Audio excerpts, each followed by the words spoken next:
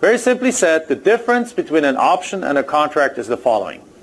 Let's start with a contract. A contract is a commitment in writing by you to purchase a property from the seller for a certain amount of money at a certain date, at or before a certain date, called the close of escrow time period, a date, and for a certain amount of money, as I said already. That's the contract. So in the mind of the seller now basically sees, okay, this guy wants to buy my property, he's put a contract in place, the seller now expects you to purchase that property, and you have somewhat given a promise. Now our contracts, very important, actually have a provision in there that allows you as the buyer to back out of the contract anytime for any reason. Now, why in the world can we use something like that?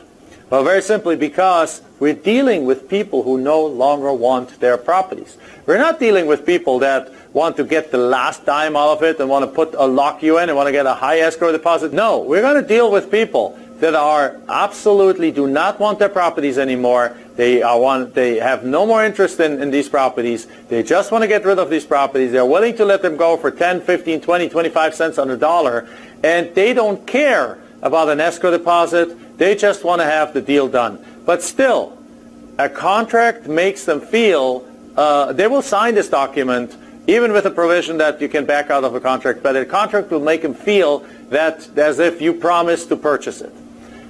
The option, on the contrary, is just that. It's called an option. An option is an instrument where you basically say that you want to eventually purchase the property. You are given the right, you as the buyer or the optionee are being given the right to purchase the property, but you do not have the obligation to buy the property.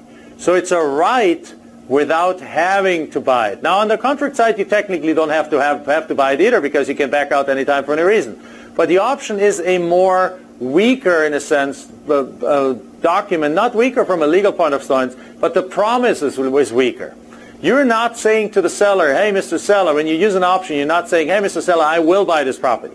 You say, hey, Mr. Seller, I would like for you to give me the option to purchase this property for 6 months at a certain price point, and if I do not exercise my option, then after 6 months, the option will just dissolve and nothing will happen.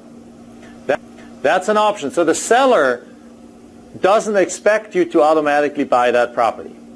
So here's the deal. In my business, I use mainly contracts. I use mainly contracts because I'm in a financial position to actually just go and buy the property, go on vacation, come back, and then go sell it.